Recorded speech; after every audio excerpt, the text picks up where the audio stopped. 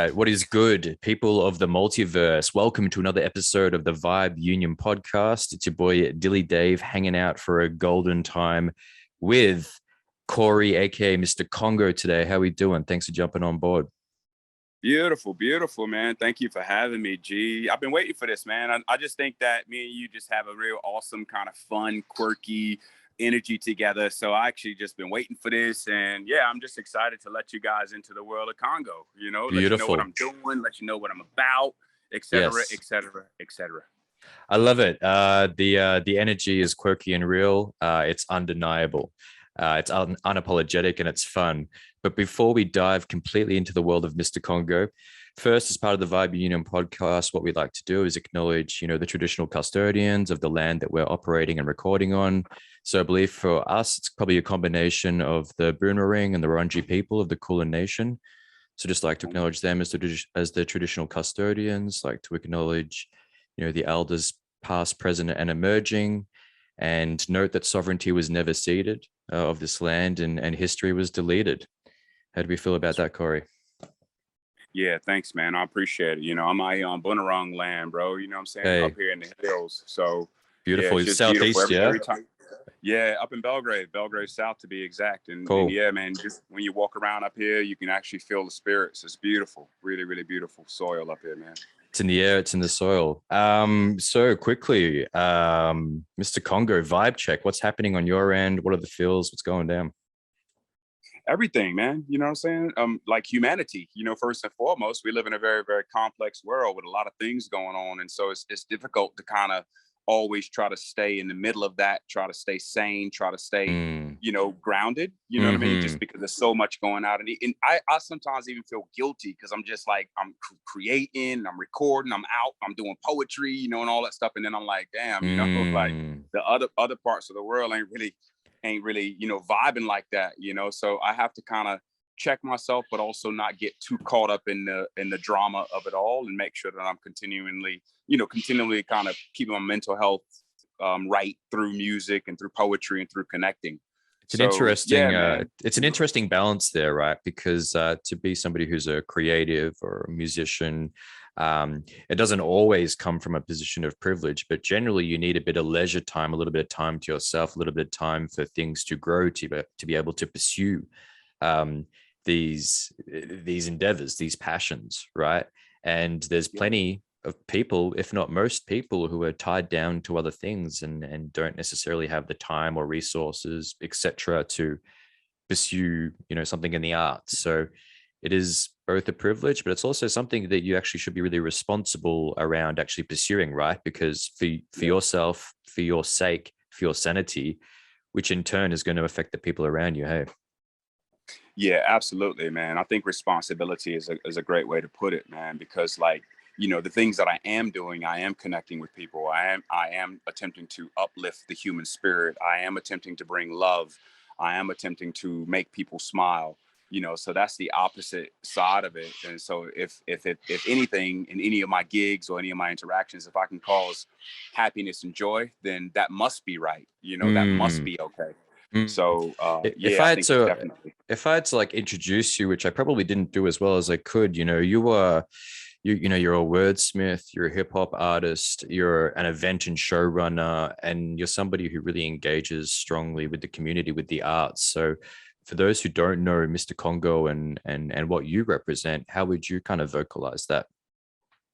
I'm an artist, you know what I mean? I like to, I'm complex, but I'm multifaceted, I wear many, many hats, Hey. I love being behind the scenes just as much as I love to be in front of the scenes. I love connecting people. I love getting young creators and young rappers in the studio with producers who maybe they were never going to meet had it not been for me. So I love doing a lot of the behind the scenes. My last Instagram handle was Quincy Bones. Right. And I did that because Quincy Jones, and he was just he wasn't in front of the camera. He was more behind it. And so, yeah, I love doing that probably more than I like to do all the out front stuff, So you're a bit of a connector, you see yourself as a connector and mediator, not only somebody who engages with the art, but somebody who kind of sets up other people to kind of to be able to really get into what they want to do and maybe opening up more doors for them. Hey. Absolutely. Yeah. This monthly thing that I have at the Drum Theater called Our Beat, which the next one is actually March 24th for those people out there who are interested. It's going to be a spoken word takeover. So Ooh. yeah, so it's all spoken word, total spoken word. That's it the whole night. We got a little bit of music, but that's more just interlude stuff. But the whole feature is going to be spoken word poetry. So And that's yeah, on man. Thursday, the 24th. Yeah. Because what I'm thinking is it's interesting, Vibe Union fortnightly has the Talking Blue night, which is held at Blue Bar at Chapel Street, which is all spoken word. I'm thinking maybe we should push some people down to your end to kind of take part in that in that, and encourage anyone who listens to Absolutely. this podcast who wants to have a shot or who already does engage with spoken word to head down to Drum Theater. Come down. We have an open mic session. We have 4 or 5 established artists that are going to speak, but in between that, we have spoken word. And if you're an artist out there and you've never done spoken word, or you have done it and you just want to get on, come through, come talk to me. I'm the host. You know what I mean? All you got to do is come sign up and I will literally put you on. That's the beauty of it, is that it's so fluid that almost anybody can kind of get on, if you want to perform, if you want to sing, you want to dance, you want to draw, you want to do some interpretive stuff, whatever, just come Right. down, talk to me, and I'll literally put you on. That's the beauty of the Our Beat facility that we're doing. When it comes to your role and responsibility as a MC and a showrunner, do you feel like it's kind of within your power to give people who would normally not do the thing permission to do the thing? And you feel like that's something that some artists kind of need to jump in? Yeah, I mean, the beautiful thing about Mr. Congo is I actually work as a mental health therapist. You know what I mean? There you That's go. what I do by day. So Yeah. by night, I kind of turn into Mr. Congo. So I just kind of transfer those skills of being able to talk to people, make them feel comfortable. It's so beautiful when you have a raw talent who hasn't done many gigs, or they're a bit anxious behind the stage, and you over there talking to them, tell them, you got this. You know what I mean? You just at home in the mirror, relax. It's all good. I got you. I'm behind you. And then to see them actually go out there, Dave, and perform for the first time, man. And when they walk off stage, they got a smile from ear to ear. It's like, yeah, And so that's Yes. the energy that I get, man, from actually doing it. Yeah, because that's unlocking a win for both of y'all, isn't it? It's like it's a win-win. It means that both of you are going to continue on that path. Yeah, man. Yeah, It can be opening doors and letting people run with it. because it can be. I mean, I'm not sure what your experience in either the spoken word scene or the music scene, but my kind of impression is that it can be hard in a way to find a lot of encouragement if you're not part of a community. Yeah, absolutely. That's why I like Vibe Union so much. It's like you guys support each other 100%. Yeah. Every post that you make, you're posting. Everything that you do, you post, and Yeah. that's what people need. You gotta have that. We don't Yeah. all have money to buy publicists or pay record companies to put all of our posters in the CBD, et Right. cetera, et cetera. So, yeah, we need community, and so thank you, Vibe Union, for actually doing that. And that's the same on this end, bro. It's the same on this end. We just got to keep making connections and Yeah. keep boosting each other's artwork, keep boosting each other, keep promoting. But it's difficult, man, because not a lot of people be promoting your stuff. You know what I'm saying? So that's another conversation. But but you Totally. can't really worry about that. 6 months ago, I was like, I'm done with music. Nobody's following me. And I was getting weird, And then I thought, remember why you came into this game, bro, is to have fun. You know what I'm saying? Like Right. you don't have a record company. You don't have nobody telling you what to wear, what to do. Relax, Congo. Relax. Yeah. It's really You easy know? to have these weird expectations that we set in ourselves as to what it should be and what it should look like. But I mean, what are some of the values, like including fun? Like what are some of the values that lead you when it comes to engaging with like the music scene? Look, I think love and support is really, really important, man. It's beautiful after a gig or before a gig when people come out and they show you love, even if there's 10 people in the crowd. That's beautiful. You know what I mean? That Yes. just boosts me up. Support when people, actually follow you, when they like music, when they go to your Spotify page and you've seen that, that's beautiful. It's like, okay, thank you. You acknowledge me as an artist just trying to move through the scene, et cetera, et cetera. And just gravitating towards people that just love performing. How great is it when you're in a room of different artists with different skill sets, with different backgrounds, and everybody's just vibing and riding out to the beat. It's just beautiful. It's nothing else like it. You know, it's ecstasy, man. It really is. Yeah, it's the ideal that we're always trying to draw ourselves towards, isn't it? Yeah, man. Yeah. Through Cool. music, through art, through spoken word, always. How Or long have you dance. been how long have you been engaging with all these particular disciplines and avenues? For a really long time. A lot of people kind of think I just got into it. Look, I've been in Australia now for 14 years, but in Yeah. America, I was right knee deep in the scene. But I was always in the background. I wasn't this kind of, what do you call it? I guess maybe my confidence or something wasn't out there. People thought it Mm, was because I could do stuff, but I just mm, hadn't really come out of my shell, if you will. So right. I mean, I've been here for 14 years, and probably about 10 or 11 years ago, I kind of started to get into music and even wrote my first rhyme. You know, I was always rhyming, but put it down on wax and, you know, got Yeah. in the studio and all that sort of stuff. And as far as, you know, event management and doing this stuff, it's just always been something I've been very good at. I just know how to direct people in those types of situations. So yeah, I've been doing it for a while, man, to tell you the truth, but I'm Cool. just now starting to kind of bloom and come out a little bit and let people kind of know who I am, you know. What helped you get out of your own head and unlock this bit of confidence? Obviously, there's probably many elements, but was there a catalyst moment, or kind of what was going on in your head to kind of resolve that? Yeah, I think it was just me getting out of my own way, you know what I mean, and not kind of stepping in front of the process. It was also me meeting new people and wanting to collab, being open to collabing. I mean, if you actually go to my Instagram page, like a lot of these rappers and stuff, I'll be like, "Yo, bro, great album, let's collab." Yeah, "Yo, thank you, appreciate the music, let's collab." I always write "let's collab." My I homeboy be saw that on laughing at Petty me. Cash. Saw Yeah, that in let's Petty Cash's collab. work. You know what I Yeah, mean? man. Just because that's the way that we're gonna boost each other, is just collabing and doing creative projects together, et cetera, et cetera. So I'm always about the collab. And so what got me out of my head was just connection, you know, just continuing to connect with Mm, people.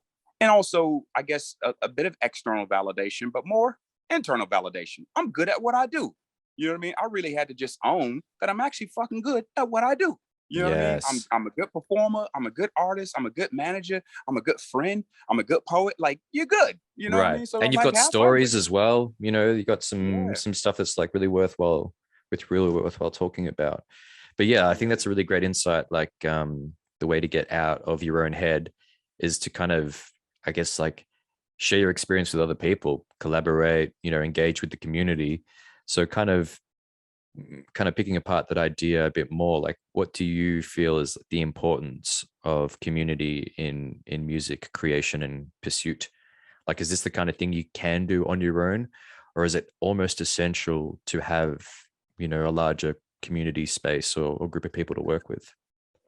Look, I think there's lots of people out there who kind of do it on their own. It's better if you have community, though, right? A Right. lot of people are doing it on their own. They get in their little studios, in their rooms, they record, they make beautiful music. They're out there, you know, getting their socials up, getting everything organized.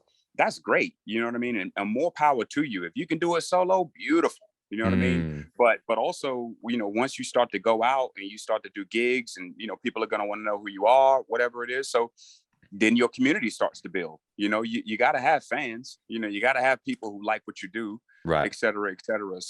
So yeah, I think community is really, really big, man. Even if people don't listen to my music, it don't matter. Just come out, chill, vibe out. You know what I mean? Be cool, all good, whatever. You know what I mean? I'm gonna kill it anyways. You know, like, you know, Mm, whether you listen to it or not, I'm just gonna keep on doing my artwork. You know, my thing.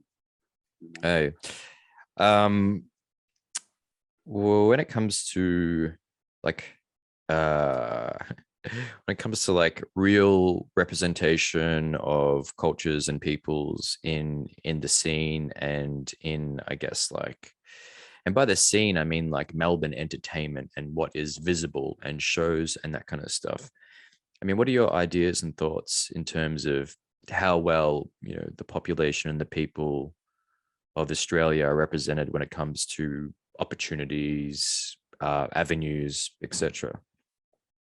Look, it's interesting. It's kind of an interesting beast that's always kind of morphing and changing. I think this is my interpretation of the Mm, Melbourne music scene. It just changes so much, man. It's hmm. really eclectic. Like, I don't even think that people out there can really like latch on to anything because it's so much. Like it's all sorts of different artworks and people and doing different stuff. You got rapper singers, singer rappers. You have, you know, like, oh man, it's actually a lot of kind of content, you know, and a lot of different artists. I mean, I'm always running into people who I follow on Instagram, and I'm like, damn, you know, Young Shogun, you know, young, like all these cats, you know, just doing different stuff, and a lot of people running their own kind of lanes too. You know what I'm saying? Like everybody's just trying to find their own kind of lane to break the market. You know, the market in Australia is interesting. It's just like, I don't know. I don't even know how people even break into the market out here because the market's so awash with, I mean, if you ain't got no juggernaut behind you and nobody really putting no money behind you, it's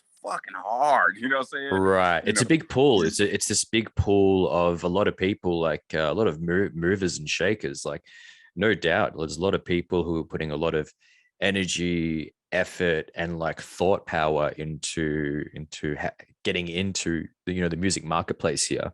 But I think you're right. Like, it's an ever-changing, moving marketplace. New sounds come and go every single day.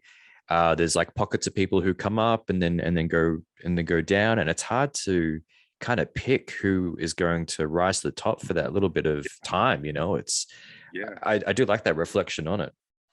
Yeah, it's just a lot, you know what I mean? And most people, most of my friends I know, like, we're all independent artists, you know what I'm saying? We ain't got no label behind us. A person might like create a little label and might have 3 or 4 of their homeboys that say they're a label, but ain't nobody really no label. They're not really booming and, you know, Master P-ing the whole scene or P Diddying the whole scene like that, you know? There's no takeover, right? Say that again. There's no takeover. Yeah, like it's pretty hard to take it over because it's a beast that's ever changing. It's a beast, and that might not be such a bad thing. You know what I mean? Like, agreed. I don't know. It might, because I think what happens, because nobody's really controlling the market out here, is that other people do still have the opportunity to perform, get on stage locally, 303, you know what I'm saying, Laundry, you know, all these sort of places where people can actually go and perform and just put their artwork on, you know. So I kind of like it that it doesn't have a dictatorship around who's actually running it, you know. Right. What do you think about like the barriers of entry when it comes to, say, for example, say that you've been doing this for a year or so, and you're like, okay, well, I want to get a show. What do you think are the barriers of entry to be able to get like your first gig at, I don't know, Laundry or by 303 or any of these kind of examples? Do you think it's the kind of thing that's accessible for any musician who's put in some kind of time and effort to? I think anybody can, to tell you the truth, man. Like, if you got $500 or $1,000 or whatever, and you come to a place and like, boom, I just want to do a quick show here. It's pretty liberal in Melbourne. I mean, and if you can't find those spots that are kind of taken up, you know, Workers Club and all them sort of spots, you know, that kind of get a lot of people coming in, you can find really small local places that are really putting on events, and they're happy to have you in there. That's another beautiful thing about Melbourne, is that, you know, you can find you a spot. If you want to have a show, you can find a spot around, you know. You just got to ask and put it out there, you know. Do you think, because I guess what I'm trying to do, I'm kind of, I guess I'm playing devil's advocate in a way, because there is a bit of idea that there is barriers of entry for people of a particular background, race, gender, preference, all these kind of things. So I guess what I'm trying to do is like really understand to see how much those barriers exist, you know? Yeah, great question. Yeah, they do. So sometimes if I'm emailing somebody, I'll put, I'd like to inquire about utilizing your venue. This real, like, you know, proper English, because one of my degrees is mass comm TV news, to be a fucking news anchor, right? Yeah, no shit. I write really well, right? That makes sense. I'll write, like, I'm inquiring to do this at your facility. I was wondering what the cost is, and if I could talk to somebody. And then usually they'll send back, what type of event, right? And I usually say hip hop and R&B. I don't hear nothing back, bro. I don't hear nothing back a lot of the times, right? Yeah. So then I usually change it up. I'll go spoken word and jazz or something like that. I'll soften it. And then it's like, oh yeah, hey, hi. You know what I'm saying? It's like, okay, that's the angle. So you can't, for some reason, lots of hip hop and stuff like that. It gets blocked, I think, initially. Right. Just because of maybe what the image that comes up in people's head is who's going to be there. Sometimes they ask how many people, you know, all that sort of stuff. And I think those are kind of leading questions to how many how many hooligans going to show up here. You know, do we really want to put our club up under that amount of stress or whatever it is, you know? Right. That's interesting. That's how I read it. So it's more about the angle and the approach and understanding it from like a business perspective and kind of appealing to maybe what they want, but then leaving some room for yourself to kind of bring actually what you want to that place. Absolutely. So usually if I do go to the venue and it gets kind of past that start point, I'll keep that jazz and that spoken word in my brain when I'm talking to them, because I don't want to put them off. And then next thing you know, on the night, hip hop and R&B, G. Right. That's it. Like, which, you know, origins of jazz and spoken word, you know, it's like it is connected regardless, right? Yeah, I'll sprinkle a little bit of that in there, but mostly it's just the show, you know what I'm saying? So yeah, you know, it just sometimes that's how it is, you know, and I think other people from different backgrounds probably do have a little bit of a block that I'm unaware of. You know? Right. Okay, cool. Well, that's a good acknowledgement that it's just kind of like from, you know, your operating, what you've experienced. But yeah, it's I guess it is nice to hear. I mean, for myself, it feels like if I have a set to play, I've got something online, I have somewhat of a either neutral or business approach to the, you know, the venue or the organizer or whatever it is. Chances are it's going to be kind of a thumbs up, you know, if you've ticked those boxes. Yeah, you're kind of good to go. Yeah, absolutely. I'm sorry I'm walking around. I just got to go pick my son up. So sorry, party people. I know it's a bit of movement, but I love you. All right? Movement's good. Movement's good. It's good to see the inside of your house. Yeah. I honestly thought you were living in a squat, so this is cool to break. I'm kidding. Yeah, in a box. In a box. All right, let's talk about some people in the community that you're kind of like keeping your eyes out. You may have, you know, dropped names before, but let us know who, like, a combination of first, who you've collaborated with recently, and secondly, who you have eyes on and or would like to collaborate with in the future. Collaborated with like my homeboy Lamb Tut, the BCM crew.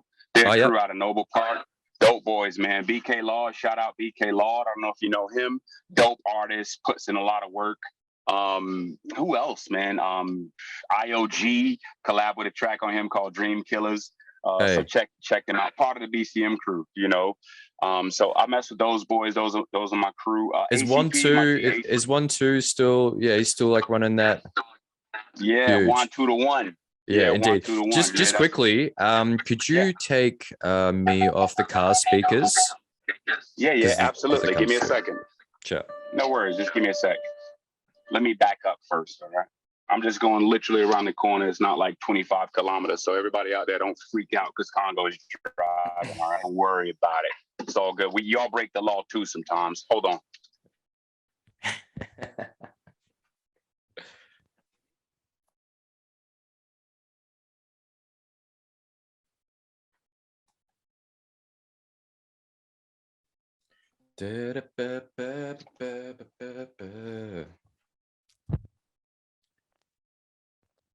Oh, it's good now. I can't hear me talk for a bit. No, I can't hear nothing off your end. I'm not sure if you maybe accidentally muted the mic or. Yeah, man, you there? There we go. Here we go. Bam. Loving it.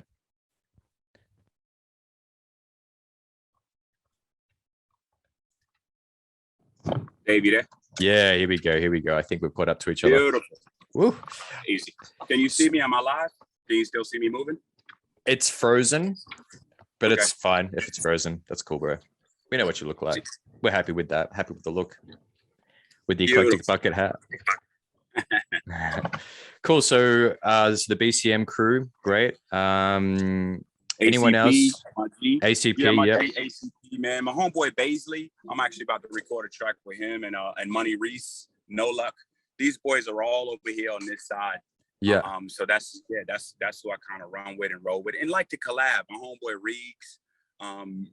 Just lots of little local artists who are just doing their thing, man. Just having fun with it, making beautiful, beautiful music, you know?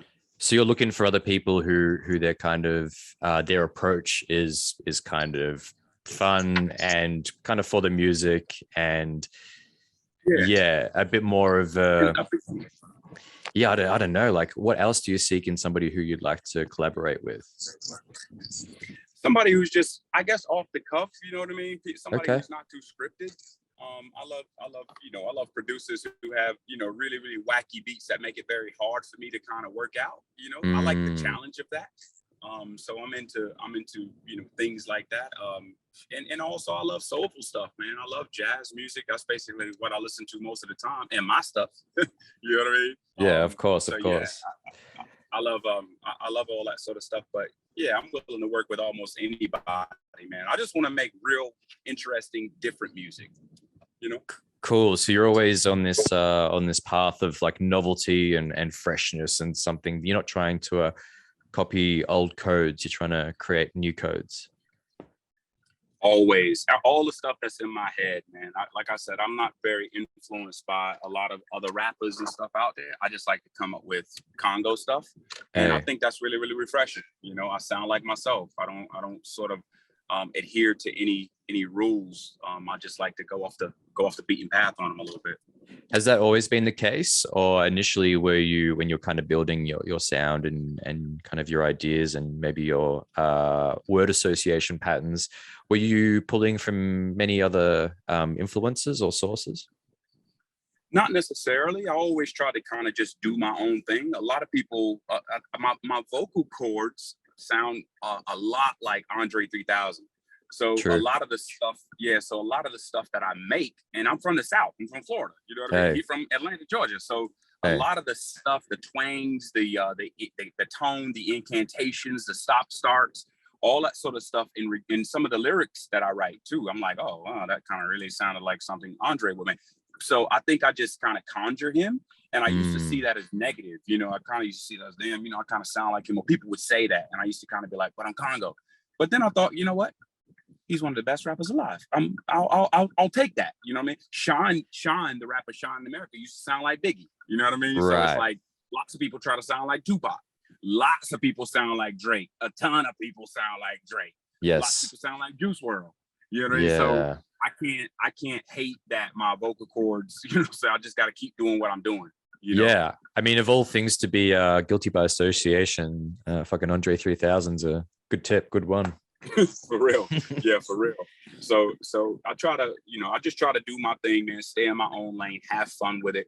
And it's funny because, a lot of people, some of my homeboys, they'll say, oh, can you change up that lyric or can you do it that way? And I'm like, nah, bro, I'm doing it my way. I don't have no manager. You know what I'm saying? I'm my own man. Mm, Like I don't respond to the feedback very well, you know what I'm saying? Because yeah. I know what I hear and I know what I should be, my ear is pretty good. So I'm like, nah, bro, I'm not gonna do it. You know what I mean? So it's kind of funny when I get in situations like that. They're like, okay, never mind. Yeah. Well, yeah, I mean, at the end of the day, you got to have some kind of standards or ground to stand on or stand by when it comes to your own craft. Even when you're collaborating with other people, you are working together, but you're working together being authentically yourselves, right? So there's Absolutely. there's room for compromise, but not at the cost of you doing what you would normally do. That's right. Yeah, that's right. And it's beautiful. Well said. It's like sometimes when you're working with somebody in a collaborative manner, yeah, they can be kind of that tension because maybe you haven't worked together or you're trying to make a hit like you did a long time ago and all that sort of stuff. So yeah, taking people's opinions into consideration whilst also staying true to yourself is a skill. I think, it's a skill. It's a skill that takes a lot of time and experience to develop. Yeah. Absolutely. So moving outside of the idea of collaboration, who do you have eyes on in the scene that you enjoy keeping track of at the moment? Sure. A beautiful singer who actually your Vibe Union crew met her. Her name is VK. She's beautiful, man. She has a Hey, beautiful, beautiful voice. So I met her. I was actually DJing at a wedding and she was a singer. She sung a few songs and I was like, boom, wow. So I actually put her on the drum February 24th last month. We did the drum with her. yeah. So brand new, just never saw, was singing, but never really had that platform. So I'm trying to work with her. Who else? Oh, Mikado. Wow. Yes. Yo, she's dope, man. She just blew, when I think about artists in the last 6 months, Mikado's one of them. You know what I mean? So just very skilled, very talented. The music sounds beautiful. A dude named Lau. He's beautiful. So yeah, I've just been listening. I've been introduced to so many new artists, man. So I just love hearing what they're putting out, hearing what they're saying, hearing how they're approaching their music. So those are the three that I'm watching, and always looking at my stuff too, checking out what I'm gonna do, what my projects are, how I'm moving, all that sort of stuff. Yeah, but it's some beautiful, beautiful artists out there, man. Shout out to all the artists just doing your thing. Keep going. Yes. Yeah. They need to hear that. They really fucking need to hear that. I think, everyone who's doing the thing needs to hear, like, keep going, right? Just keep going. Don't give up. Just keep doing your thing. Keep swinging. Keep in your lane. Have some fun. Do some shows if that's what you want to do. If not, go back to Zoom. Do that shit. Just do it. You know what I mean? Right. There's so many different ways to kind of add to the craft and the process. If you get in a writing rut, you can probably just fucking just do covers and stuff. Just play around with like what other people do or other sounds.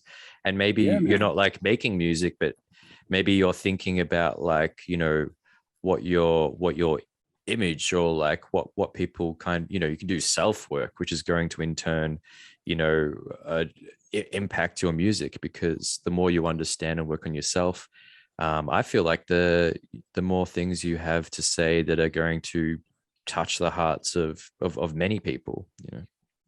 Yeah, absolutely, bro. Yeah, well said. Like like you said, working on your algorithm on Spotify, working on your YouTube channel, chipping away at your socials, chipping away at your look, chipping away at who you want to work with, connecting with people, sending out a few emails. Don't be afraid to send emails. Sometimes I actually on Insta, I DM'd Tyler the Creator, right? Last week, I'm driving in Collingwood, right? And I see a big Tyler the Creator. He's coming here August 3rd and 4th. Shout out Tyler the Creator, man. Holla at me, right? Hell yeah. So I seen him and I seen the poster and I'm like, you know what? I'm gonna DM him. So I DM'd him. Hey Tyler, how are you? My name is Mr. Congo. I'm an artist here in Australia. I see that you're coming here August 2nd and 3rd. I'd like to open up for you. Good luck. Take care. Blah, blah, blah, blah, blah. Now, a lot of people see that as crazy. I do it all the time. I hit up Kanye, Jay-Z, all these motherfuckers, right? Why? Because you never know. You gotta trust me. You never know, bro. They might hit your. I'm putting game out there right now for y'all, right? $100,000 worth of game right here. You never know. They might actually just be in a mood where they hit your Spotify link. I don't know. Yeah, I don't know. And they might like one of your songs. Next thing you know, their bells get to spinning. They're like, yo, I want to work with Mr. Congo. This motherfuckers. Oh wow, he hit me up. Yeah, he's a real person. He's not just some crazy motherfucker on the internet trying to, tell me my shit's dumb or whatever. Right. For real, bro. I'm dropping game. A lot of people, when I tell them that, they're like, what? I'm like, yeah. You just never know. You never fucking know. And this is great. I love this approach. And honestly, I think it kind of speaks a lot to the idea of like always being prepared for the next show or always being prepared to perform. Like if you are always sitting on like a 20-minute set, then you're good to go, and you've got the confidence to approach anybody. And, there's less things in your way, including your own fucking insecurities. Yeah, bro, that's right. Sometimes when I'm doing a show, when I'm kind of behind the scenes at a show and the artist might show up late or might not email me back or text or whatever, I literally go up to whoever they are. I don't care who they are, bro, how established, whatever. I tell them, I say, bro, how can I actually work with you if, I said, what happens if Jay-Z calls? Just what? Hypothetical. What happens if he says, hey, Congo, I got a show at Rod Laver tonight. Can you bring 3 artists down to open up the show because I want to connect with the community there, right? And I said, you weren't here on time, bro. So how if you can't do it now at the Drum Theater, how am I gonna trust you at Rod Laver? You know what I'm saying? You got to be prepared. Yes, yeah, for all and everything. And like, every opportunity to perform is kind of in a way fucking blessed and sacred, like none of these moments should be wasted. None of these moments should be undervalued.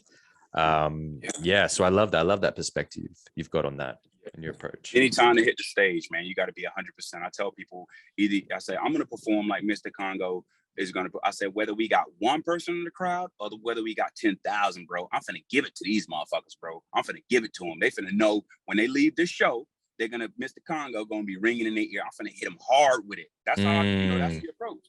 Whether it's one person or whether it's 10,000, I'm going in. Because because at the end of the day, you're performing to people, and it doesn't matter the amount, the effect is still real as hell. Boom. Love it. Boom. Well, Cory, man, Mr. Congo, I appreciate your time today. These Vibe Union podcasts are normally, pretty short, pretty sweet, and I felt like you've given us a great snapshot of your approach, some of your experience, and some of the light you shed on the scene and artists in it. So, Mr. Congo, is there any final words or any last things you'd like to say to the Vibe Union podcast audience? If Vibe so, Union, let them hear it. Yeah, Vibe Union, man, I appreciate y'all. Y'all doing really beautiful stuff. I can't wait to collab. I can't wait to work with y'all. Can't wait to come down to Bar 303, wherever you at, and do something with you and just do that. That's number one. Yes. Number two, just hit me up, man, on Mr. Congo 80 on Insta, Mr. Congo 80 on Insta. Hit me up, see what I'm doing. I'm in the community. I'm doing quite a lot of things this month and next month. Things are booked out, packed up. So just follow me. You know what I mean? Follow my journey too. And if you follow my journey, I promise I'll follow your journey. And the last thing, let's collab. You know what I'm saying? Let's get in the track. I got beats after beat. Let's collab. Let's do something. Let's work together, because I need you just as much as you need me. Amen. I love your work, bro. I appreciate this chat. I look forward to talking to you in real life as well, and maybe having a coffee or beer sometime soon. Yeah, thanks, bro. I appreciate you, G. Peace. All right. Big ups. Peace. See ya.